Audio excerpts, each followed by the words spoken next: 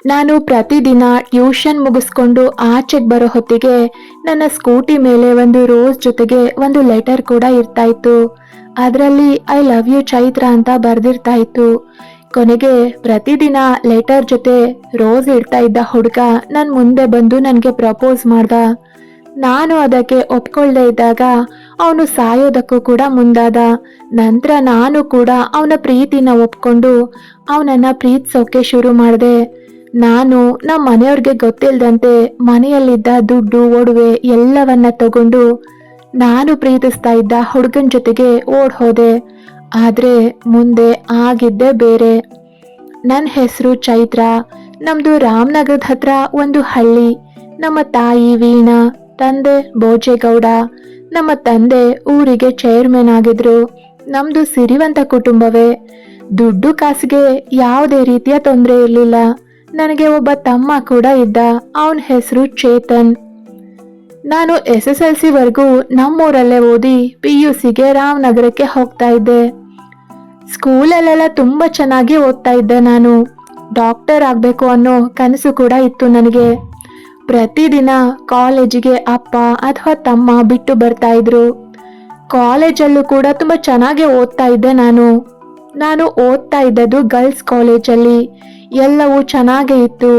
First PUCಯಲ್ಲಿ ಒಳ್ಳೆ marks ತಗೊಂಡು pass ಆದೆ. ನಾನು ಸೆಕೆಂಡ್ PUCಲಿ ಟ್ಯೂಷನ್ಗೆ ಸೇರ್ಕೊಂಡಿದ್ರಿಂದ ಬೇಗ ಹೋಗ್ಬೇಕಾಗಿತ್ತು. ಅದು ಅಲ್ಲದೆ ಅಪ್ಪ ಅಥವಾ ತಮ್ಮ ಅವ್ರ ಕೆಲಸಗಳನ್ನ ಬಿಟ್ಟು ನನ್ನನ್ನು ಬಿಡೋಕೆ ಬರಬೇಕಿತ್ತು. ಮನೆಯಲ್ಲಿ ಕೆಲಸದವರು ಇದ್ರೂ ಅಪ್ಪ ನನ್ನನ್ನು ಅವ್ರ ಜೊತೆಗೆ ಕಳಿಸ್ತಾ ಇರಲಿಲ್ಲ. ಕೊನೆಗೆ ನಾನೇ ಅಪ್ಪನಿಗೆ ಬಲವಂತ ಮಾಡಿ ಹುಷಾರಾಗಿ ಗಾಡಿ ಓಡಿಸ್ತೀನಿ ಅಂತ ಸಮಾಧಾನ ಮಾಡಿ ಒಂದು ಸ್ಕೂಟಿ ಕೂಡ ತೆಗೆಸ್ಕೊಂಡೆ. ನಂತರ ನಾನು ಒಬ್ಳೆ ಓಡಾಡ್ತಾ ಇದ್ದೆ. ಆದರೆ ನಾನು ಪ್ರತಿದಿನ ಟ್ಯೂಷನ್ಗೆ ಹೋಗಿ ಟ್ಯೂಷನ್ ಮುಗಿಸ್ಕೊಂಡು ಆಚೆಗೆ ಬರೋ ಹೊತ್ತಿಗೆ ನನ್ನ ಸ್ಕೂಟಿ ಮೇಲೆ ಒಂದು ರೋಸ್ ಜೊತೆಗೆ ಒಂದು ಲೆಟರ್ ಕೂಡ ಇರ್ತಾ ಇತ್ತು. ಆ ಲೆಟರ್ ಮೇಲೆ ಐ ಲವ್ ಯು ಅಂತ ಬರ್ದಿರ್ತಾ ಇತ್ತು. ಆದರೆ ನಾನು ಆ ಲೆಟರ್ ಮತ್ತೆ ಆ ಹೂವು ಎರಡನ್ನ ಪಕ್ಕಕ್ಕೆ ಎಸ್ದು ಹೋಗ್ತಾ ಇದ್ದೆ. ಹೀಗೆ 1 ತಿಂಗಳು ಕಳೀತು. ಆವತ್ತೊಂದಿನ ನಾನು ಟ್ಯೂಷನ್ನಿಂದ ಆಚೆಗೆ ಬಂದಾಗ ಒಂದು ರೋಸ್ ಹಿಡ್ಕೊಂಡು ಅದ್ರ ಜೊತೆಗೆ ಒಂದು ಲೆಟರ್ ಕೂಡ ಹಿಡ್ಕೊಂಡು ಒಬ್ಬ ಹುಡುಗ ನಿಂತಿದ್ದ. ಆದರೆ ನನ್ನ ಪಾಡಿಗೆ ನಾನು ಸ್ಕೂಟಿ ಸ್ಟಾರ್ಟ್ ಮಾಡೋಕೆ ಹೋದಾಗ, ರೀ ಚೈತ್ರ ನಿಂತ್ಕೊಳ್ರಿ, ನಾನು ನಿಮ್ಮ ಜೊತೆಗೆ ಮಾತಾಡಬೇಕು ಅಂತ ನನ್ನ ಹಿಂದೆನೆ ಬರ್ತಾ ಇದ್ದ. ಆದ್ರೆ ನಾನೇನು ಅವನಿಗೆ ರಿಯಾಕ್ಟ್ ಮಾಡಲಿಲ್ಲ. ನನ್ನ ಪಾಡಿಗೆ ನಾನು ಹೊರಟು ಹೋದೆ. ಆಗ ನನಗೆ ಗೊತ್ತಾದ ವಿಷಯ ಏನು ಅಂದ್ರೆ, ಇಷ್ಟು ದಿನ ರೋಸ್ ಜೊತೆ ಲೆಟರ್ ಇಡ್ತಾ ಇದ್ದವನು ಇವನೇ ಅನ್ನೋದು. ನಾನೇನೋ ಅವನ ಬಗ್ಗೆ ತಲೆ ಕೆಡಿಸ್ಕೊಳ್ಳಿಲ್ಲ. ನನ್ನ ಪಾಡಿಗೆ ನಾನು ಇದ್ದು ಬಿಟ್ಟೆ. 1 ವಾರ ಪೂರ್ತಿ ಅವನದು ಇದೇ ಗೋಳಾಯ್ತು. ಕೊನೆಗೆ ನಾನು, ಏನು ನಿಮ್ಮ ಪ್ರಾಬ್ಲಮ್, ಯಾಕೆ ಈ ರೀತಿ ಹಿಂದೆ ಬರ್ತಾ ಇದ್ದೀರಾ, ನನ್ನ ಬಗ್ಗೆ ನಿಮಗೆ ಸರಿಯಾಗಿ ಗೊತ್ತಿಲ್ಲ ಅನ್ಸತ್ತೆ. ನಮ್ಮ ಅಪ್ಪನಿಗೆ ಈ ವಿಷಯ ಗೊತ್ತಾದ್ರೆ ನಿನ್ನ ಕತೆ ಏನಾಗತ್ತೆ ಅಂತ ಗೊತ್ತಾ, ಬಾಯಿ ಮುಚ್ಕೊಂಡು ಇಲ್ಲಿಂದ ಹೋಗ್ತಾ ಇರು ಅಂತ ಬೈದು ಸ್ಕೂಟಿ ಸ್ಟಾರ್ಟ್ ಮಾಡೋಕೆ ಹೋದಾಗ ನನ್ನ ಕೈ ಹಿಡಿದಿದ್ದ ಅವನು. ಕೋಪಗೊಂಡ ನಾನು ಕೈ ಬಿಡಿಸ್ಕೊಂಡು ಅವನ ಕಪಾಲಕ್ಕೆ ಬಾರಿಸಿದ್ದೆ. ಆದ್ರೆ ಅವನೇನು ಕೋಪ ಮಾಡ್ಕೊಳ್ಳಿಲ್ಲ. ಬದಲಾಗಿ ನಗ್ತಾನೆ, ನಿಮ್ಮ ಕೈ ಏಟು ತುಂಬಾನೇ ಚೆನ್ನಾಗಿದೆ ಕಣ್ರಿ, ನಿಮ್ಗೆ ನನ್ನ ಮೇಲೆ ಅಷ್ಟು ಕೋಪ ಬರ್ತಾ ಇದ್ರೆ ಈ ಕೆನ್ನೆಗೂ ಹೊಡಿರಿ ಅಂತ ಮತ್ತೊಂದು ಕೆನ್ನೆಯನ್ನ ತೋರಿಸಿದ್ದ. ಇವನ್ ಯಾವನೋ ದೊಡ್ಡ ಸೈಕೋ ನನ್ನ ಮಗ ಅನ್ಕೊಂಡು ನಾನು ಅಲ್ಲಿಂದ ಹೊರಟ್ಬಿಟ್ಟೆ. ಮತ್ತೆ ಮಾರನೇ ದಿನ ಮತ್ತದೇ ಗೋಳು. ಈ ಬಾರಿ ನಾನು, ಏನು ನಿನ್ನ ಪ್ರಾಬ್ಲಮ್ ಅಂತ ಕೇಳಿದಾಗ, ನಾನು ನಿಮ್ಮನ್ನ ತುಂಬಾನೇ ಇಷ್ಟಪಡ್ತಾ ಇದ್ದೀನಿ, ತುಂಬಾ ಪ್ರೀತಿ ಮಾಡ್ತಾ ಇದ್ದೀನಿ, ನೀವು ನನ್ನನ್ನು ಪ್ರೀತಿ ಮಾಡಲೇಬೇಕು ಅಂತ ಆರ್ಡರ್ ಮಾಡ್ತಾ ಇಲ್ಲ, ಬದಲಾಗಿ ರಿಕ್ವೆಸ್ಟ್ ಮಾಡ್ತಾ ಇದ್ದೀನಿ, ನಿಮಗೋಸ್ಕರ ನಾನು ಕಾಯ್ತೀನಿ, ನಿಮಗೋಸ್ಕರ ನಾನು ಏನು ಬೇಕಾದರೂ ಮಾಡೋಕೆ ರೆಡಿ ಇದ್ದೀನಿ, ಆದರೆ ನನ್ನನ್ನು ಮಾತ್ರ ಬೇಡ ಅಂತ ರಿಜೆಕ್ಟ್ ಮಾಡಬೇಡಿ. ನೀವಿಲ್ದಿರೋ ಜೀವನನ ನನಗೆ ಕಲ್ಪಿಸ್ಕೊಳ್ಳೋಕ್ಕೂ ಆಗಲ್ಲ, ಅಷ್ಟು ಪ್ರೀತಿಸ್ತಾ ಇದ್ದೀನಿ ನಾನು ನಿಮ್ಮನ್ನ ಅಂತ ಐ ಲವ್ ಯು ಚೈತ್ರ ಅಂತ ಹೇಳಿದ್ದ. ಇಷ್ಟೊತ್ತು ಅವನ ಮಾತುಗಳನ್ನೆಲ್ಲ ಕೇಳಿದ ನಾನು, ಸರಿ ನಿಮ್ಮ ಮಾತೆಲ್ಲ ಮುಗೀತಾ, ಇಷ್ಟೇನಾ, ಇನ್ನೇನಾದ್ರೂ ಇದೆಯಾ, ಈಗ ನನ್ನ ಮಾತು ಕೇಳಿಸ್ಕೊಳ್ಳಿ, ನನಗೆ ಈ ಪ್ರೀತಿ ಪ್ರೇಮ ಎಲ್ಲ ಇಷ್ಟ ಇಲ್ಲ, ನನ್ನ ಆಸೆ ಕನಸುಗಳೇ ಬೇರೆ. ನಿಮ್ಮನ್ನ ಲವ್ ಮಾಡ್ಕೊಂಡು ನಿಮ್ ಜೊತೆ ಸುತ್ತೋ ಅಷ್ಟು ಟೈಮ್ ಇಲ್ಲ ನನಗೆ. ಇನ್ನು ಕ್ಲಿಯರ್ ಆಗಿ ಹೇಳಬೇಕು ಅಂದ್ರೆ ನನಗೆ ನೀವು ನಿಮ್ಮ ಪ್ರೀತಿ ಯಾವುದೂ ಬೇಡ. ಇನ್ಯಾವತ್ತು ನನ್ನ ಹಿಂದೆ ಬಂದು ನನಗೆ ತೊಂದರೆ ಕೊಡಬೇಡಿ. ಇವತ್ತೇ ಇಷ್ಟು ಸಮಾಧಾನವಾಗಿ ಹೇಳೋದು ನಾನು. ಮತ್ತೊಂದು ಸಲ ಇದೇ ರೀತಿ ಮಾಡಿದ್ರೆ ನನ್ನ ತಂದೆಗೆ ಹೇಳ್ಬೇಕಾಗತ್ತೆ. ನನ್ನ ತಂದೆ ಬಗ್ಗೆ ನಿಮ್ಗೆ ಸರಿಯಾಗಿ ಗೊತ್ತಿದ್ರೆ ನೀವು ನನ್ನನ್ನ ಪ್ರೀತಿಸೋ ಧೈರ್ಯ ಮಾಡ್ತಾ ಇರ್ಲಿಲ್ಲ. ಇನ್ಯಾವತ್ತು ನನ್ನ ಮುಂದೆ ಪ್ರೀತಿ ಪ್ರೇಮ ಅಂತ ಎಲ್ಲ ಬರಬೇಡಿ ಅಂತ ಹೇಳ್ದವಳು ಮತ್ತೆ ಅಲ್ಲಿಂದ ಹೋಗಿದ್ದೆ. ನಾನು ಅವನಿಗೆ ಅಷ್ಟೆಲ್ಲ ಹೇಳಿ ಹೋದ್ಮೇಲೂ ಕೂಡ ಮಾರನೇ ದಿನ ಮತ್ತೆ ಅವನು ನನಗಾಗಿ ಕಾಯ್ತಾ ಇದ್ದ. ಏನಾದ್ರೂ ಮಾಡ್ಕೊಂಡು ಹಾಳಾಗೋಗ್ಲಿ ಅಂತ ನಾನು ನನ್ನ ಪಾಡಿಗೆ ಟ್ಯೂಷನ್ಗೆ ಹೋದೆ.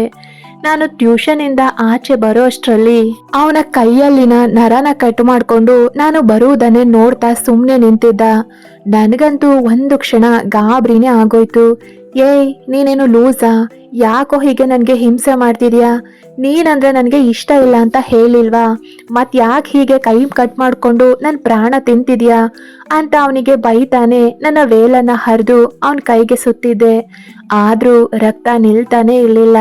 ಕೊನೆಗೆ ವಿಧಿ ಇಲ್ಲದೆ ಅವನನ್ನ ನನ್ನ ಸ್ಕೂಟಿಲೇ ಕೂರಿಸ್ಕೊಂಡು ಒಂದು ಹಾಸ್ಪಿಟಲ್ಗೆ ಕರ್ಕೊಂಡು ಹೋಗಿ ಅವನಿಗೆ ಬ್ಯಾಂಡೇಜ್ ಕೂಡ ಮಾಡಿಸಿ ಅಲ್ಲೇ ಇದ್ದ ಒಂದು ಪಾರ್ಕ್ ಹತ್ರ ಕರ್ಕೊಂಡು ಹೋಗಿ ಇಳಿ ಅಂತ ಇಳಿಸಿ, ಈಗ ಹೇಳು, ಏನು ನಿನ್ನ ಪ್ರಾಬ್ಲಮ್ಮು?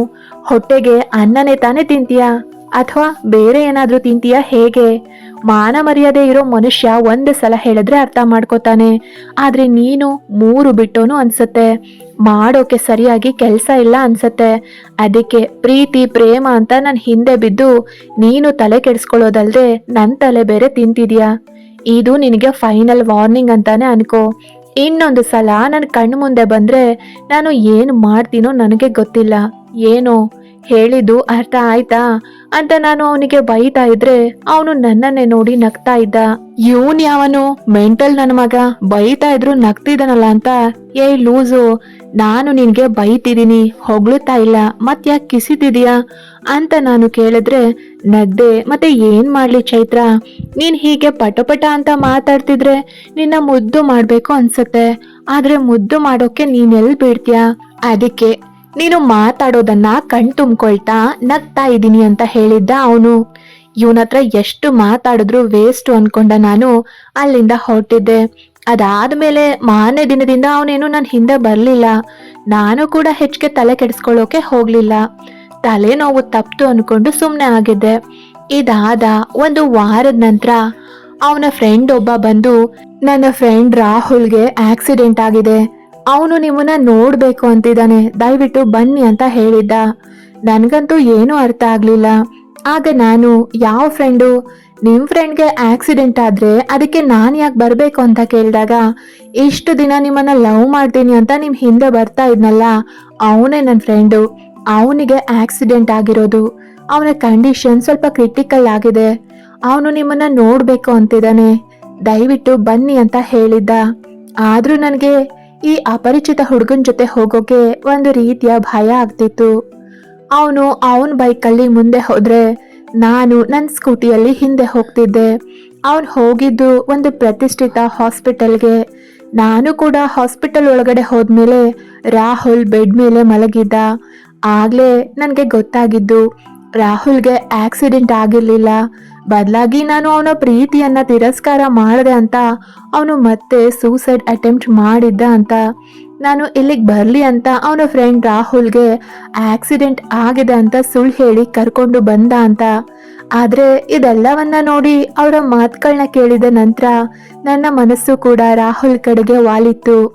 ನನಗೋಸ್ಕರ ಸಾಯೋಕ್ಕೂ ರೆಡಿ ಇದ್ದಾನೆ ಅಂದ್ರೆ ನನ್ನನ್ನು ಇನ್ನೆಷ್ಟು ಪ್ರೀತಿ ಮಾಡ್ತಿದ್ದಾನೆ ಅನ್ನೋ ನಿರ್ಧಾರಕ್ಕೆ ಬಂದ ನಾನು ಕೂಡ ಅವನ ಪ್ರೀತಿಗೆ ನನ್ನ ಒಪ್ಪಿಗೆಯನ್ನ ತಿಳಿಸಿದ್ದೆ. ಅಲ್ಲಿಂದ ಶುರುವಾಗಿತ್ತು ನಮ್ಮ ಪ್ರೀತಿಯ ಪಯಣ. ರಾಹುಲ್ ಹಾಸ್ಪಿಟಲ್ ಅಲ್ಲಿ ಇದ್ದಷ್ಟು ದಿನ ನಾನು ಹೋಗಿ ಅವನನ್ನ ನೋಡ್ಕೊಂಡು ಬರ್ತಾ ಇದ್ದೆ. ಹಾಸ್ಪಿಟಲ್ ಇಂದ ಡಿಸ್ಚಾರ್ಜ್ ಆದ್ಮೇಲೆ ಅವನು ಎಂದಿನಂತೆ ನನ್ನನ್ನ ನೋಡೋಕೆ ಬರ್ತಾ ಇದ್ದ. ನಾವಿಬ್ರು ನಂಬರ್ ಕೂಡ ಎಕ್ಸ್ಚೇಂಜ್ ಮಾಡ್ಕೊಂಡಿದ್ವಿ. ಅವನ ಬಗ್ಗೆ ಹೆಚ್ಚಿಗೆ ಏನೂ ಗೊತ್ತಿರ್ಲಿಲ್ಲ ನನಗೆ. ಅವನ ಬಗ್ಗೆ ತಿಳ್ಕೊಳ್ಳೋ ಸಲುವಾಗಿ ಅವನನ್ನ ಕೇಳಿದಾಗ ನನಗೆ ಅಪ್ಪ ಅಮ್ಮ ಯಾರೂ ಇಲ್ಲ, ನಾನೊಬ್ಬ ಅನಾಥ, ದೊಡ್ಡಪ್ಪ ದೊಡ್ಡಮ್ಮ ಇದ್ದಾರೆ, ಅವರು ಇಲ್ಲಿಲ್ಲ, ನಾನು ಇಲ್ಲೇ ಒಂದು ಪ್ರೈವೇಟ್ ಕಂಪನಿಯಲ್ಲಿ ಕೆಲಸ ಮಾಡ್ತಾ ಇದ್ದೀನಿ ಅಂತಷ್ಟೇ ಹೇಳಿದ್ದ. ದಿನಗಳು ಹೀಗೆ ಸಾಕ್ತಾನೆ ಇತ್ತು. ಅವನ ಪ್ರೀತಿಯಲ್ಲಿ ಅದೆಷ್ಟು ಮುಳುಗ್ ಹೋಗಿದ್ದೆ ನಾನು ಅಂದ್ರೆ, ಯಾವಾಗ್ಲೂ ಒಳ್ಳೆ ಮಾರ್ಕ್ಸ್ಗಳನ್ನ ತಗೊಂಡು ಪಾಸ್ ಆಗ್ತಾ ಇದ್ದ ನಾನು ಈ ಸಲ ಜಸ್ಟ್ ಪಾಸ್ ಆಗಿದ್ದೆ. ನಾನು ಮತ್ತೆ ರಾಹುಲ್ ಇಬ್ರು ಒಟ್ಟಿಗೆ ಓಡಾಡೋ ವಿಷಯ ನಮ್ಮ ತಂದೆ ಕಿವಿಗೂ ಬಿದ್ದಿತ್ತು. ಆಗ ಅವರು ನನ್ನ ಪ್ರೀತಿಯ ವಿಷಯದ ಬಗ್ಗೆ ನನ್ನನ್ನ ಕೇಳಿದಾಗ, ಹಾಗೇನು ಇಲ್ಲಪ್ಪ, ಅವರು ನನ್ನ ಫ್ರೆಂಡ್ ಅಷ್ಟೇ ಅಂತ ಹೇಳಿದ್ದೆ. ಆಗ ನನ್ನ ತಂದೆ, ಸರಿ ಮಗಳೇ, ನಾನು ನಿನ್ನ ಮಾತನ್ನ ನಂಬ್ತೀನಿ, ನನ್ನ ನಂಬಿಕೆನ ಕಳ್ಕೊಳ್ಳೋ ಅಂತ ಕೆಲಸ ಯಾವತ್ತೂ ಮಾಡಬೇಡ ಅಂತ ಹೇಳಿದ್ರು ನನ್ನ ತಂದೆ. ನನಗೆ ಪಶ್ಚಾತ್ತಾಪ ಆಗೋಕೆ ಶುರುವಾಗಿತ್ತು ನನ್ನ ತಂದೆ ಮಾತುಗಳನ್ನ ಕೇಳಿ. ನನ್ನ ತಂದೆ ನನ್ನನ್ನು ಎಷ್ಟು ನಂಬ್ತಾರೆ, ಆದರೆ ನಾನು ಅವರಿಗೆ ಸುಳ್ಳು ಹೇಳ್ಬಿಟ್ನಲ್ಲ, ಅವ್ರ ನಂಬಿಕೆನ ದುರುಪಯೋಗ ಪಡಿಸ್ಕೊಳ್ತಾ ಇದ್ದೀನಲ್ಲ, ಇದು ತಪ್ಪು ಅಂತ ನಿರ್ಧಾರ ಮಾಡಿದವಳು ಇನ್ಮೇಲೆ ರಾಹುಲ್ನ ಮೀಟ್ ಮಾಡೋದು ಬೇಡ ಅಂತ ಅಂದ್ಕೊಂಡೆ. ಆದರೆ ಅದೇ ಸಮಯಕ್ಕೆ ಮತ್ತೆ ಕಾಲ್ ಮಾಡಿದ್ದ ರಾಹುಲ್. ಈಗಷ್ಟೇ ಮಾಡಿದ ನಿರ್ಧಾರವನ್ನ ಗಾಳಿಗೆ ತೂರಿ ಅವನ ಜೊತೆ ಮಾತಾಡಿದ್ದೆ ನಾನು ರಾಹುಲ್ನ ತುಂಬಾನೇ ಪ್ರೀತಿಸ್ತಾ ಇದ್ದೆ.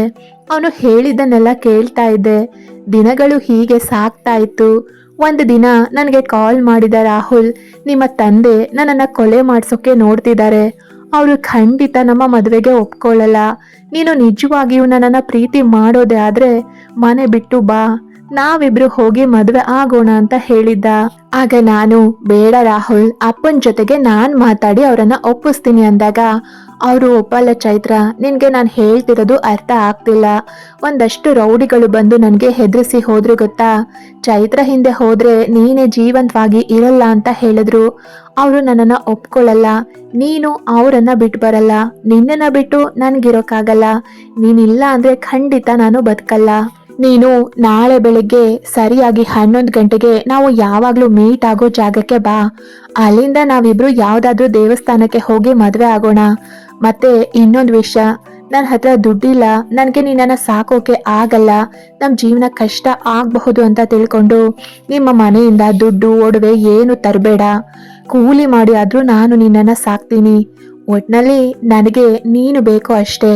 ನಾಳೆ ಬೆಳಿಗ್ಗೆ 11 ಗಂಟೆಗೆ ನೀನು ಬರಲಿಲ್ಲ ಅಂದರೆ 11 ಗಂಟೆ 5 ನಿಮಿಷಕ್ಕೆ ನನ್ನ ಹೆಣ ನೋಡ್ತೀಯ ಅಂತ ಕಾಲ್ ಕಟ್ ಮಾಡಿದ್ದ ರಾಹುಲ್. ನನಗಂತೂ ಏನು ಮಾಡಬೇಕು ಅಂತಾನೆ ಗೊತ್ತಾಗ್ತಿಲ್ಲ. ರಾಹುಲ್ ಹೇಳ್ದಂತೆ ಮಾಡ್ತಾನೆ. ಈಗಾಗಲೇ ನನಗೋಸ್ಕರ 2 ಸಲ ಸಾಯೋಕೆ ಕೂಡ ಹೊರಟಿದ್ದ. ಅವನು ಹೇಳ್ದಾಗೆ ಮದುವೆ ಮಾಡಿಕೊಂಡು ಆಮೇಲೆ ಅಪ್ಪನ ಮುಂದೆ ಬಂದು ನಿಂತ್ರೆ ಅವರು ಕೂಡ ಒಪ್ಕೋತಾರೆ ಅಂತ ಕೊನೆಗೂ ಒಂದು ತೀರ್ಮಾನಕ್ಕೆ ಬಂದವಳು ರಾತ್ರಿ ಊಟ ಮಾಡಿ ಮಲಗಿದ್ದೆ. ಬೆಳಗ್ಗೆ ಎದ್ದು ಅಪ್ಪ ನನಗೋಸ್ಕರ ಮಾಡಿಸಿದ ಒಡವೆನೆಲ್ಲ ಬ್ಯಾಗಿಗೆ ತುಂಬಿಕೊಂಡು, ಜೊತೆಗೆ ಮನೆಯಲ್ಲಿದ್ದ ದುಡ್ಡೆಲ್ಲಾನು ತಗೊಂಡು ಯಾರೂ ಇಲ್ಲದೆ ಇರೋ ಟೈಮ್ನ ನೋಡಿಕೊಂಡು ನನ್ನ ಸ್ಕೂಟಿಯ ಡಿಕ್ಕಿಯಲ್ಲಿ ಇಟ್ಟಿದ್ದೆ. ನಂತರ ನನ್ನ ಫ್ರೆಂಡ್ ಅಶ್ವಿನಿನ ಮೀಟ್ ಮಾಡಿ ಬರ್ತೀನಿ, ಇವತ್ತು ಅವಳ ಬರ್ಡೇ ಇದೆ ಅಂತ ಅಮ್ಮನಿಗೆ ಹೇಳಿ ಹೊರಟವಳು ರಾಹುಲ್ನ ಮೀಟ್ ಮಾಡೋಕೆ ಹೋದೆ. ಅಷ್ಟರಲ್ಲಿ ಆಗ್ಲೇ ರಾಹುಲ್ ನನಗಾಗಿ ಕಾಯ್ತಾ ಇದ್ದ. ನಾನು ಹೋದ್ ಕೂಡ್ಲೆ ನನ್ನನ್ನ ಕರ್ಕೊಂಡು ಒಂದು ಕಾರಿನ ಬಳಿ ಹೋದ. ಇವನು ನನ್ನ ಫ್ರೆಂಡ್ ಅಖಿಲ್, ನಮ್ಗೆ ಸಹಾಯ ಮಾಡ್ತಾನೆ, ನಾವು ಇಲ್ಲಿಂದ ಡೆಲ್ಲಿಗೆ ಹೋಗೋಣ, ಅಲ್ಲಿ ಅಖಿಲ್ನ ಚಿಕ್ಕಮ್ಮ ಇದ್ದಾರೆ, ನಾವು ಅಲ್ಲೇ ಒಂದು ದೇವಸ್ಥಾನದಲ್ಲಿ ಮದುವೆ ಮಾಡಿಕೊಂಡು ಸ್ವಲ್ಪ ದಿನ ಅಲ್ಲೇ ಇದ್ದು ಆಮೇಲೆ ಇಲ್ಲಿಗೆ ಬರೋಣ ಅಂತ ಹೇಳಿದ್ದ. ಆಗ ನಾನು, ಮತ್ತೆ ಇದೆಲ್ಲ ಯಾಕೋ ಬೇಡ ಅನ್ನಿಸ್ತಿದೆ ರಾಹುಲ್, ನನಗೆ ಭಯ ಆಗ್ತಿದೆ ಅಂದಾಗ ಅವನ ಜೇಬಿನಿಂದ ಒಂದು ವಿಷದ ಬಾಟಲ್ನ ತೆಗೆದವನು, ಸರಿ ಬಿಡು, ನನ್ನ ಜೊತೆ ಬರೋದು ಬೇಡ, ನಿನ್ನ ಪ್ರೀತಿ ಮಾಡಿದ್ದಕ್ಕೆ ನಾನೇ ವಿಷ ಕುಡಿದು ಸಾಯ್ತೀನಿ ಅಂತ ಹೇಳಿದ್ದ. ಕೊನೆಗೆ ವಿಧಿ ಇಲ್ಲದೆ ನಾನು ಒಡವೆ ದುಡ್ಡು ಇದ್ದ ಬ್ಯಾಗ್ನ ತಗೊಂಡು ಅವನ ಜೊತೆ ಹೋಗ್ಲೇಬೇಕಾಯ್ತು. ನನ್ನ ಫೋನ್ನ ಕೂಡ ಸ್ವಿಚ್ ಆಫ್ ಮಾಡಿ ಅವನೇ ಇಟ್ಕೊಂಡ. ಸ್ಕೂಟಿನ ಪಾರ್ಕ್ ಹತ್ರನೇ ನಿಲ್ಲಿಸಿ ಅದನ್ನ ಲಾಕ್ ಮಾಡಿ ಕೀ ಮಾತ್ರ ನಾನೇ ತಗೊಂಡು ಹೋದೆ. 2 ಗಂಟೆ ಪ್ರಯಾಣದ ನಂತರ ಒಂದ್ ಕಡೆ ಊಟಕ್ಕೆ ನಿಲ್ಸಿದ್ದ ಕಾರನ್ನ 3 ಜನ ಊಟ ಮಾಡಿದ ಬಳಿಕ ಮತ್ತೆ ನಮ್ಮ ಪ್ರಯಾಣ ಶುರುವಾಗಿತ್ತು. ಕೊನೆಗೂ ಡೆಲ್ಲಿಗೆ ಹೋದ ನಾವು ಅಖಿಲ್ನ ಚಿಕ್ಕಮ್ಮನ ಮನೆಯಲ್ಲಿ ಉಳ್ಕೊಂಡ್ವಿ. ಆಗ ರಾಹುಲ್, ಅದು ಸರಿ, ಈ ಬ್ಯಾಗಲ್ಲಿ ಏನಿದೆ ಅಂತ ಕೇಳಿದಾಗ ನಾನು ಒಡವೆ ಮತ್ತೆ ದುಡ್ಡಿದೆ, ನೀನು ಕೆಲಸಕ್ಕೆ ಸೇರ್ಕೊಂಡು ನಾವು ಒಂದು ಕಡೆ ಸೆಟಲ್ ಆಗೋವರೆಗೂ ನಮ್ಮ ಜೀವನ ಮಾಡೋಕೆ ಬೇಕಲ್ವಾ, ಅದಕ್ಕೆ ತಗೊಂಡು ಬಂದ ಅಂತ ಹೇಳಿದ್ದೆ. ಆಗ ರಾಹುಲ್, ನಾನು ಬೇಡ ಅಂತ ಹೇಳಿದ್ರು ತಂದಿದೆಯಲ್ಲ, ನಾನು ಪ್ರೀತಿ ಮಾಡಿದ್ದು ನಿನ್ನನ್ನ, ನಿನ್ನ ಒಡವೆ ಹಣನ ಅಲ್ಲ, ನೀನು ಇಟ್ಕೋ, ನಾಳೆನೆ ನಮ್ಮ ಮದುವೆ, ನಾನು ಅದಕ್ಕೆ ಎಲ್ಲ ವ್ಯವಸ್ಥೆ ಮಾಡಿದ್ದೀನಿ, ಈಗ ನೀನು ಊಟ ಮಾಡಿ ಆರಾಮಾಗಿ ಮಲ್ಗು ಅಂತ ಹೇಳಿದ್ದ. ನಾನು ಕೂಡ ಸರಿ ಅಂದವಳು ಊಟದ ನಂತರ ಅವರು ಹೇಳಿದ್ದ ಒಂದು ರೂಮಲ್ಲಿ ಮಲ್ಗೋಕೆ ಹೋದೆ. ಹೊಸ ಜಾಗ, ಹೊಸ ಜನ, ಏನೋ ಒಂಥರ ಭಯ ಆಗ್ತಾ ಇತ್ತು. ಆದ್ರೂ ರಾಹುಲ್ ನನ್ನ ಜೊತೆನೆ ಇದಾನೆ ಅನ್ನೋ ನಂಬಿಕೆಯಲ್ಲಿ ಹೋಗಿ ಆ ರೂಮಲ್ಲಿ ಮಲಗಿದ್ದೆ. ರಾಹುಲ್, ಅಖಿಲ್ ಮತ್ತೆ ಅವ್ರ ಚಿಕ್ಕಮ್ಮ ಎಲ್ರೂ ಹಾಲಲ್ಲೇ ಮಲಗಿದ್ರು. ನನಗೂ ಪ್ರಯಾಣದ ಆಯಾಸಕ್ಕೆ ಚೆನ್ನಾಗೆ ನಿದ್ರೆ ಬಂದ್ಬಿಡ್ತು. ಮಧ್ಯರಾತ್ರಿ ಎಚ್ಚರವಾಗಿತ್ತು ನನಗೆ.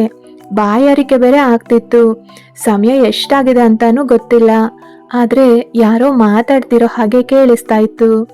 ಇಷ್ಟು ಹೊತ್ತಲ್ಲಿ ಯಾರು ಮಾತಾಡ್ತಿರಬಹುದು ಅಂತ ಕಿವಿ ಕೊಟ್ಟು ಕೇಳಿದ ನನಗೆ ಅವ್ರ ಮಾತುಗಳನ್ನ ಕೇಳಿ ಆಘಾತವೇ ಆಗಿತ್ತು.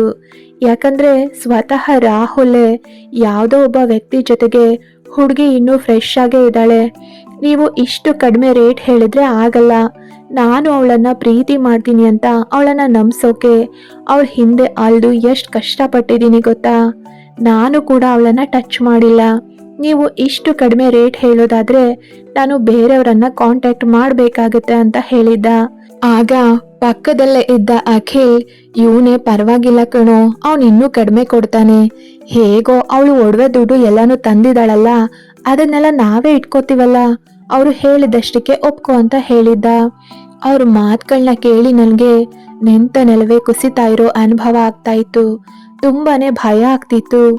ಏನ್ ಮಾಡ್ಬೇಕು ಅಂತಾನು ಗೊತ್ತಾಗ್ತಿಲ್ಲ. ಮೊಬೈಲ್ ಬೇರೆ ರಾಹುಲ್ ಇಸ್ಕೊಂಡು ಆಗ್ಲೇ ಸ್ವಿಚ್ ಆಫ್ ಮಾಡ್ಬಿಟ್ಟಿದ್ದ. ಇದು ಬೇರೆ ಹೊಸ ಜಾಗ, ಹೊಸ ಮನೆ, ಎಲ್ಲಿಗೆ ಹೋಗ್ಲಿ, ಏನ್ ಮಾಡ್ಲಿ, ನಾನು ಏನೊಂದು ಗೊತ್ತಾಗ್ತಿಲ್ಲ ನನಗೆ. ಒಂದ್ ವೇಳೆ ನನಗೆ ಯಾಕೆ ಹೀಗೆ ಮಾಡಿದೆ ಅಂತ ನಾನು ಅವನನ್ನ ಕೇಳಿದ್ರೆ ಅವನು ಖಂಡಿತ ನನ್ನನ್ನ ಎಲ್ಲಿಗೂ ಹೋಗೋಕ್ಕೂ ಬಿಡಲ್ಲ. ನಾನು ಅವನನ್ನ ಕೇಳೋದ್ರಿಂದ ನನಗೆ ಯಾವುದೇ ರೀತಿ ಪ್ರಯೋಜನ ಕೂಡ ಆಗಲ್ಲ. ಮತ್ತೆ ಏನ್ ಮಾಡ್ಲಿ ನಾನು ಈಗ ಅಂತ ಮತ್ತೆ ಮಲಗಿದವಳಂತೆ ನಟಿಸಿ ಕಣ್ಮುಚ್ಚಿದ್ದೆ. ಭಯಕ್ಕೆ ಮುಖದ ಮೇಲೆಲ್ಲ ಬೆವರು ಮೂಡ್ತಾ ಇದೆ. ಎಂಥ ಕೆಲಸ ಮಾಡಿದೆ ನಾನು. ಅಪ್ಪ ಅಷ್ಟೆಲ್ಲ ಹೇಳಿದ್ರು, ಇವನನ್ನ ನಂಬ್ಕೊಂಡು ಬನ್ನಲ್ಲ. ಹಾಗಾದ್ರೆ ಇವನು ಇಷ್ಟು ದಿನ ಸಾಯ್ತೀನಿ ಅಂತ ಮಾಡಿದ್ದೆಲ್ಲ ನಾಟಕನ.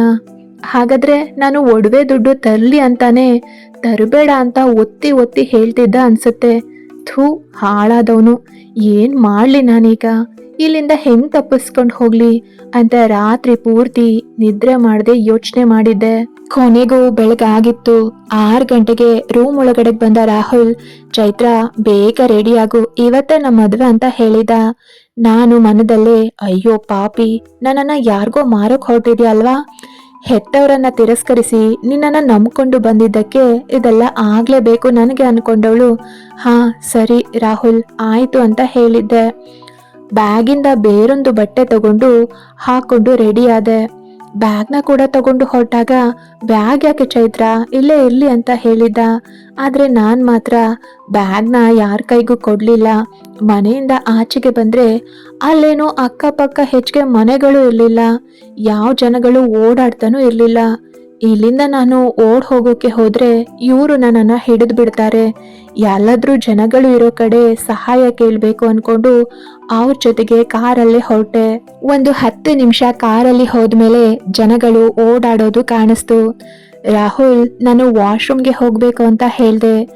ಆಗ ಅವನು, ಇನ್ನೇನು ಒಂದು 10 ನಿಮಿಷ, ನಾವು ಹೋಗ್ಬೇಕಾಗಿರೋ ಜಾಗ ಸಿಗುತ್ತೆ, ಅಲ್ಲೇ ಹೋದ್ರೆ ಆಗಲ್ವಾ ಅಂತ ಕೇಳಿದಾಗ, ಇಲ್ಲ ರಾಹುಲ್, ನನಗೆ ತುಂಬ ಅರ್ಜೆಂಟ್ ಆಗ್ತಿದೆ, ಪ್ಲೀಸ್ ಕಾರ್ ನಿಲ್ಲಿಸಿ, ಇಲ್ಲೇ ಎಲ್ಲಾದರೂ ಪಬ್ಲಿಕ್ ಟಾಯ್ಲೆಟ್ ಇದ್ರೆ ಅಲ್ಲಿಗೆ ಹೋಗ್ತೀನಿ ಅಂತ ಹೇಳಿದಾಗ ಅವನು ಕೂಡ ನನ್ನ ಮಾತನ್ನು ನಂಬಿಕೊಂಡು ಒಂದು ಪಬ್ಲಿಕ್ ಟಾಯ್ಲೆಟ್ ಇದ್ದ ಕಡೆಗೆ ಹೋಗಿ ಕಾರು ನಿಲ್ಲಿಸ್ದ. ಬ್ಯಾಗ್ನ ನೇತು ಹಾಕೊಂಡೆ ಕಾರಿಂದ ಇಳಿತಾ ಇದ್ದ ನನ್ನನ್ನು ನೋಡಿ, ಬ್ಯಾಗ್ ಇಲ್ಲೇ ಇರಲಿ ಬಿಡು, ನೀನು ಆಂಟಿ ಜೊತೆಗೆ ಹೋಗ್ಬಾ ಅಂತ ಹೇಳಿದ್ದ. ಆಗ ನಾನು, ಇಲ್ಲ ಪರವಾಗಿಲ್ಲ ರಾಹುಲ್, ಬ್ಯಾಗೇನು ಅಷ್ಟೊಂದು ಭಾರ ಇಲ್ಲ ಅಂತ ಬ್ಯಾಗನ್ನು ಕೂಡ ನನ್ನ ಜೊತೆಗೆ ತಗೊಂಡು ಹೋಗಿದ್ದೆ. ಆ ಆಂಟಿ ಕೂಡ ನನ್ನ ಜೊತೆಗೆ ಬಂದಿದ್ರು. ಅವರೇನು ವಾಶ್ರೂಮ್ಗೆ ಹೋಗಲಿಲ್ಲ, ಬದಲಾಗಿ ನಾನು ಒಬ್ಳೆ ವಾಶ್ರೂಮ್ಗೆ ಹೋಗಿದ್ದು. ಅವರು ನನ್ನನ್ನು ಕಾಯ್ತಾ ಬಾಗ್ಲು ಬಳಿಯೇ ನಿಂತಿದ್ರು. ಈಗ ಏನು ಮಾಡಲಿ, ಇಲ್ಲಿ ಯಾರೂ ಇಲ್ಲ, ಸಹಾಯ ಕೇಳೋಣ ಅಂದರೆ ಅನ್ಕೊಂಡವಳು, ಆಂಟಿ ನನಗೆ ಪೀರಿಯಡ್ಸ್ ಆಗಿದೆ, ಪ್ಯಾಡ್ಸ್ ಬೇಕಿತ್ತು ಅಂತ ಕೇಳಿದಾಗ, ಇದೇ ನಮ್ಮ ಮದುವೆ ಆಗೋಕೆ ಹೋಗ್ತಾ ಇರೋ ಶುಭ ಸಂದರ್ಭದಲ್ಲಿ ಹೀಗೆ ಆಗ್ಬೇಕಾ ಅಂದವರು, ಇರು ರಾಹುಲ್ಗೆ ಹೇಳ್ತೀನಿ ಅಂತ ಅವನ ಹತ್ರ ಹೋದಾಗ ಅದಕ್ಕಾಗೆ ಕಾದಿದ್ದ ನಾನು ಅಲ್ಲಿಂದ ಓಡೋಕೆ ಶುರು ಮಾಡಿದ್ದೆ. ನಾನು ಓಡ್ತಾ ಇರೋದನ್ನ ನೋಡಿದ ಆ 3 ಜನ, ಚೈತ್ರ ನಿಂತ್ಕೋ, ಯಾಕೆ ಓಡ್ತಿದ್ಯಾ ಅಂತ ನನ್ನ ಹಿಂದೆಯೇ ಬಂದಿದ್ರು. ಆದ್ರೆ ನಾನು ಅಲ್ಲಿ ಹೋಗ್ತಾ ಇದ್ದ ಕಾರ್ಗಳನ್ನೆಲ್ಲ ಅಡ್ಡ ಹಾಕಿ ಸಹಾಯ ಕೇಳಿದ್ದೆ. ಕಾರನ್ನ ನಿಲ್ಸಿದ ಒಂದು ಗಂಡ ಹೆಂಡತಿ ಜೋಡಿ ಏನಾಯ್ತು ಅಂತ ನನ್ನನ್ನ ಹಿಂದಿಯಲ್ಲಿ ಕೇಳಿದಾಗ ನನಗೆ ಹಿಂದಿ ಬರದೇ ಇದ್ದ ಕಾರಣ ನನಗೆ ಬಂದಷ್ಟು ಇಂಗ್ಲಿಷನ್ನ ಬಳಸ್ಕೊಂಡು ಅವರಿಗೆ ನನ್ನ ಕಥೆಯನ್ನ ಹೇಳ್ತಾ ಇದ್ದೆ. ಅಷ್ಟರಲ್ಲಿ ಆಗ್ಲೇ ರಾಹುಲ್ ಮತ್ತೆ ಅವರೆಲ್ಲ ನಾನು ಇದ್ದಲ್ಲಿಗೆ ಓಡಿ ಬಂದೇ ಬಿಟ್ಟಿದ್ರು. ಅವರು ನನ್ನನ್ನ, ಚೈತ್ರ ಯಾಕೆ ಓಡ್ತಿದ್ಯಾ, ಏನಾಯ್ತು ನಿನಗೆ, ಇವತ್ತು ನಮ್ಮ ಮದ್ವೆ ಅಲ್ವಾ, ಬಾ ಹೋಗೋಣ ಅಂತ ಕರೆದಾಗ ನನಗೆ ನಿಮ್ಮ ಪ್ಲಾನ್ ಎಲ್ಲ ಗೊತ್ತಾಗಿದೆ. ನೀವು ನನ್ನನ್ನು ಮಾರೋಕೆ ಹೋಗ್ತಾ ಇದ್ದೀರಾ ಅಂತಲೂ ನನಗೆ ಗೊತ್ತಾಗಿದೆ. ರಾತ್ರಿ ನೀವೆಲ್ಲ ಮಾತಾಡ್ತಾ ಇದ್ದದ್ದನ್ನು ನಾನು ಕೇಳಿಸ್ಕೊಂಡೆ. ನಾನು ನಿಮ್ಮ ಜೊತೆಗೆ ಬರಲ್ಲ ಅಂತ ಹೇಳಿದ್ದೆ. ಆಗ ಅವರೆಲ್ಲ, ಹಾಗಾದ್ರೆ ನಿನಗೆಲ್ಲ ಗೊತ್ತಾಗಿದ್ಯಾ, ಸರಿ ಬಿಡು ಅಂತ ಹೇಳಿದವರು ನಾನು ಕತೆ ಕೇಳ್ತಾ ನಿಂತಿದ್ದವರಿಗೆ, ಇವಳು ನಮ್ಮ ತಂಗಿ, ಇವಳಿಗೆ ತಲೆ ಕೆಟ್ಟಿದೆ, ಆಸ್ಪತ್ರೆಗೆ ಟ್ರೀಟ್ಮೆಂಟ್ ಕೊಡ್ಸೋಕೆ ಕರ್ಕೊಂಡು ಹೋಗ್ತಾ ಇದ್ವಿ, ಅದು ಇವಳಿಗೆ ಗೊತ್ತಾಗಿ ನಾನು ನಿನ್ ಜೊತೆಗೆ ಬರಲ್ಲ ಅಂತ ಹಠ ಮಾಡ್ತಿದ್ದಾಳೆ ಅಂತ ಹಿಂದಿಯಲ್ಲಿ ಅವರಿಗೆ ಹೇಳಿದ್ರು. ಆದ್ರೆ ಅವರ ಮಾತನ್ನ ನಂಬದ ಆ ದಂಪತಿ ನನ್ನ ಜೊತೆ ಇಂಗ್ಲಿಷ್ನಲ್ಲೇ ಅವರು ಹೇಳ್ತಾ ಇರೋದು ನಿಜಾನ ಅಂತ ಕೇಳಿದ್ರು. ಆಗ ನಾನು, ಇಲ್ಲ, ಅವರು ಸುಳ್ಳು ಹೇಳ್ತಿದ್ದಾರೆ, ಅವರು ನನ್ನನ್ನ ಮಾರಕ್ ಹೊರಟಿದ್ದಾರೆ, ಪ್ಲೀಸ್ ಸೇವ್ ಮಿ ಅಂತ ನನಗೆ ತೋಚಿದಷ್ಟು ಇಂಗ್ಲಿಷ್ನಲ್ಲಿ ಅವರಿಗೆ ಅರ್ಥ ಮಾಡಿಸೋಕೆ ಪ್ರಯತ್ನ ಪಟ್ಟಿದ್ದೆ. ನನ್ನ ಗಾಬರಿಯನ್ನ ನೋಡಿ ನನ್ನ ಕಷ್ಟನ ಅರ್ಥ ಮಾಡ್ಕೊಂಡ ಅವರು ರಾಹುಲ್ ಮತ್ತೆ ಅವನ ಕಡೆಯವರಿಗೆ ಪೊಲೀಸ್ಗೆ ಇನ್ಫಾರ್ಮ್ ಮಾಡೋದಾಗಿ ಹೇಳಿದಾಗ ಅವರನ್ನ ತಳ್ಳಿ ನನ್ನನ್ನು ಎಳ್ಕೊಂಡು ಹೋಗೋಕೆ ಪ್ರಯತ್ನ ಪಟ್ಟಿದ್ರು. ಆಗ ಆ ಜೋಡಿ ರೋಡಲ್ಲಿ ಹೋಗ್ತಾ ಇದ್ದ ವೆಹಿಕಲ್ಗಳನ್ನ ತಡೆಗಟ್ಟಿ ಅಲ್ಲಿ ನಡೀತಾ ಇದ್ದಿದ್ರ ಬಗ್ಗೆ ಹೇಳಿ ನನಗೆ ಸಹಾಯ ಮಾಡಿದ್ರು. ಕೊನೆಗೆ ರಾಹುಲ್, ಅಖಿಲ್, ಅವ್ರ ಆಂಟಿ ಅವರೆಲ್ಲರನ್ನ ಹಿಡಿದು ಚೆನ್ನಾಗಿ ಹೊಡೆದು ಪೊಲೀಸ್ಗೆ ಇನ್ಫಾರ್ಮ್ ಮಾಡಿ ಅವರನ್ನ ಪೊಲೀಸ್ಗೆ ಕೂಡ ಒಪ್ಸಿದ್ರು. ಹಾಗೆ ನನ್ನ ಜೊತೆಗೆ ಅವರು ಪೊಲೀಸ್ ಸ್ಟೇಷನ್ಗೆ ಕೂಡ ಬಂದರು. ಅವರ ಸಹಾಯಕ್ಕೆ ಧನ್ಯವಾದ ಹೇಳಿದ ನಾನು ಅವ್ರ ಫೋನನ್ನೇ ಪಡೆದು ಅಪ್ಪನ ನಂಬರ್ಗೆ ಕಾಲ್ ಮಾಡಿದ್ದೆ. ನನ್ನ ಧ್ವನಿಯನ್ನ ಕೇಳಿದ ತಕ್ಷಣ, ಏನಾಯ್ತು ಮಗಳೇ, ಎಲ್ಲಿದೆಯಾ ನೀನು, ಹುಷಾರಾಗಿದೆಯಾ ತಾನೆ, ನಿನ್ಗೇನು ತೊಂದರೆ ಆಗಿಲ್ಲ ತಾನೆ ಅಂತ ಅವರು ನನ್ನ ಬಗ್ಗೆ ವಿಚಾರಿಸ್ತಿದ್ದಾಗ ನಾನು ಮಾಡಿದ ಕೆಲಸಕ್ಕೆ ನಾಚಿಕೆ ಆಗಿತ್ತು ನನಗೆ. ಕೊನೆಗೆ ಅಳ್ತಾನೆ ನಡೆದಿದ್ದೆಲ್ಲವನ್ನ ಅಪ್ಪನ ಬಳಿ ಹೇಳಿದ್ದೆ. ಆಗ ಅಪ್ಪ, ನೀನೇನು ಯೋಚನೆ ಮಾಡಬೇಡ, ನಾನು ಈಗಲೇ ಹೊರಟು ಬರ್ತೀನಿ, ಧೈರ್ಯವಾಗಿ ಇರು ಅಂತ ಹೇಳಿದ್ರು. ಕೊನೆಗೆ ಸಂಜೆ ಹೊತ್ತಿಗೆ ಅಪ್ಪ, ಅಮ್ಮ, ತಮ್ಮ ಮತ್ತೆ ನಮ್ಮ ದೊಡ್ಡಪ್ಪನ ಮಗ ಒಬ್ಬ ಬೆಂಗಳೂರಲ್ಲಿ ಪೊಲೀಸ್ ಆಗಿದ್ರು, ಅವರನ್ನ ಕೂಡ ಜೊತೆ ಕರ್ಕೊಂಡು ಬಂದಿದ್ರು. ಅವರನ್ನೆಲ್ಲ ನೋಡಿ ನನಗೆ ಅಳುನ ತಡೆಯೋಕ್ಕಾಗದೆ ಅವರನ್ನ ಅಪ್ಪಿ ಮನಸ್ಸು ಇಚ್ಛೆ ಅತ್ತು ಬಿಟ್ಟೆ. ಕೊನೆಗೆ ಎಲ್ಲರೂ ನನಗೆ ಸಮಾಧಾನ ಮಾಡಿದ್ರು. ನನ್ನ ದೊಡ್ಡಪ್ಪನ ಮಗ ಹೇಳ್ದಂತೆ ರಾಹುಲ್ ಮತ್ತೆ ಅವನ ಕಡೆಯವ್ರ ಎಲ್ಲರೂ ಮೇಲೂ ಕಂಪ್ಲೇಂಟ್ ಕೊಟ್ಟ ನಾನು ಅಲ್ಲಿಂದ ಅಪ್ಪ ಅಮ್ಮನ ಜೊತೆಗೆ ನಮ್ಮ ಊರಿಗೆ ಬಂದಿದ್ದೆ. ಅಪ್ಪ ನನಗೆ ಏನು ಬೈಲಿಲ್ಲವಾದ್ರೂ ಬದಲಿಗೆ ಎಲ್ಲವೂ ನಿನಗೆ ಅರ್ಥ ಆಗಿದೆ, ಮತ್ತೆ ಇನ್ನೆಂದು ಈ ರೀತಿ ತಪ್ಪನ್ನ ಮಾಡಬೇಡ, ಆಗಿದ್ದೆಲ್ಲ ಹೋಯ್ತು, ಮುಂದೆ ಏನು ಮಾಡಬೇಕು ಅನ್ನೋದ್ರ ಬಗ್ಗೆ ಯೋಚನೆ ಮಾಡು, ಎಲ್ಲವೂ ಇಷ್ಟಕ್ಕೆ ಮುಗೀತು. ಆದರೆ ಏನಾದರೂ ಹೆಚ್ಚು ಕಡಿಮೆ ಆಗಿದ್ರೆ ನಿನ್ನ ಪರಿಸ್ಥಿತಿ ಏನಾಗ್ತಿತ್ತು, ಹಾಗೆ ನಮ್ಮ ಪರಿಸ್ಥಿತಿ ಬಗ್ಗೆ ಯೋಚನೆ ಮಾಡಿದ್ಯಾ? ಮಕ್ಕಳನ್ನ ಹೆತ್ತ ನಮಗೆ ಅವರ ಬೇಕು ಬೇಡಗಳನ್ನೆಲ್ಲ ಅರ್ಥ ಮಾಡಿಕೊಂಡು ಕೊಡ್ಸಿದ್ ನಮಗೆ ಅವರಿಗೆ ಒಂದು ಒಳ್ಳೆ ಹುಡುಗನನ್ನ ನೋಡಿ ಮದುವೆ ಮಾಡೋದು ಗೊತ್ತಿಲ್ವಾ? ಯಾರೋ ಒಬ್ಬ ಪ್ರೇಮಿ ಅನ್ನೋನು ಬಂದ ತಕ್ಷಣ ತಂದೆ ತಾಯಿಗಳು ಬೇಡವಾಗಿ ಬಿಡ್ತಾರೆ ಅಲ್ವಾ? ಪ್ರೀತಿ ಮಾಡೋದು ತಪ್ಪು ಅಂತ ಹೇಳ್ತಾ ಇಲ್ಲ, ನಾವು ಪ್ರೀತಿ ಮಾಡೋ ವ್ಯಕ್ತಿ ನಮ್ಮ ಪ್ರೀತಿಗೆ ಯೋಗ್ಯನ ಅನ್ನೋದು ಮುಖ್ಯ ಆಗತ್ತೆ. ಗೊತ್ತು ಗುರಿ ಇಲ್ಲದೆ ಇರೋ ಯಾರನ್ನೋ ಪ್ರೀತಿಸಿ ಅವನನ್ನ ನಂಬ್ಕೊಂಡು ಅವನ ಹಿಂದೆ ಹೋದ್ರೆ ಅಪಾಯ ಅನ್ನೋದು ಕಟ್ಟಿಟ್ಟ ಬುತ್ತಿ ಆಗಿರುತ್ತೆ. ಒಂದು ವೇಳೆ ನಿಜವಾಗ್ಲೂ ಪ್ರೀತಿಸ್ತಾ ಇದ್ರೆ ಮನೆಯವರನ್ನ ಒಪ್ಸಿ, ಅವರು ಒಪ್ಲಿಲ್ಲ ಅಂದ್ರೆ ಅವರು ಒಪ್ಪೋವರೆಗೂ ಕಾದು ಮದುವೆ ಆಗ್ಬೇಕು. ಅದು ಬಿಟ್ಟು ಹೀಗೆಲ್ಲ ಮನೆ ಬಿಟ್ಟು ಓಡ್ ಹೋಗ್ಬಾರ್ದು. ಈ ರೀತಿ ಮಾಡೋದ್ರಿಂದ ಹೆತ್ತವರು ಎಷ್ಟು ಕಷ್ಟ ಅನುಭವಿಸ್ತಾರೆ ಅನ್ನೋದು ಗೊತ್ತಾ? ಪ್ರೀತಿ ಮಾಡಿದ ತಕ್ಷಣ ಪ್ರಪಂಚವೇ ಕುರುಡಾಗಿ ಬಿಡುತ್ತೆ. ಪ್ರೇಮಿ ಮಾತ್ರ ಕಣ್ಣಿಗೆ ಕಾಣಿಸೋದು ಅಲ್ವಾ? ಅದಕ್ಕೆ ಪ್ರೇಮಿಗೆ ಮಾತ್ರ ಪ್ರಾಮುಖ್ಯತೆ ಕೊಟ್ಟು ಹೆತ್ತವರನ್ನ ಕಡೆಗಣಿಸ್ಬಿಡ್ತೀರಾ ಅಂತ ಕಣ್ಣು ತುಂಬಿಕೊಂಡಿದ್ರು ನನ್ನ ತಂದೆ. ಅವ್ರ ಮಾತುಗಳನ್ನೆಲ್ಲ ಕೇಳಿ ಕೊನೆಗೆ ಅವರ ಕಾಲಿಗೆ ಬಿದ್ದು ಕ್ಷಮೆ ಕೇಳಿದ ನಾನು.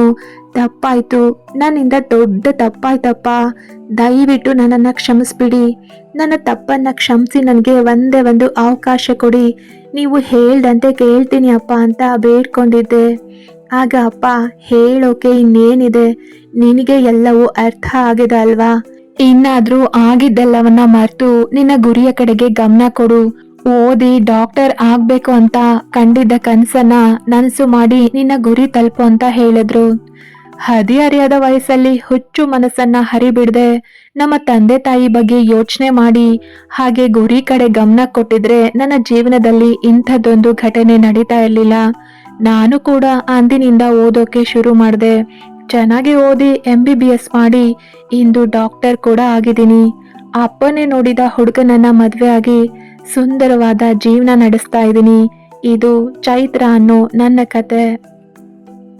ಇದು ಒಂದು ಕಾಲ್ಪನಿಕ ಕತೆ ಅಷ್ಟೇ. ಈ ಕತೆ ನಿಮ್ಗೆ ಇಷ್ಟ ಆಗಿದ್ರೆ, ನೀವೇನು ಸಬ್ಸ್ಕ್ರೈಬ್ ಮಾಡ್ಕೊಳ್ದೆ ಕತೆನ ಕೇಳ್ತಾ ಇದ್ರೆ ದಯವಿಟ್ಟು ಸಬ್ಸ್ಕ್ರೈಬ್ ಮಾಡಿಕೊಂಡು ಕತೆಗಳನ್ನ ಕೇಳಿ.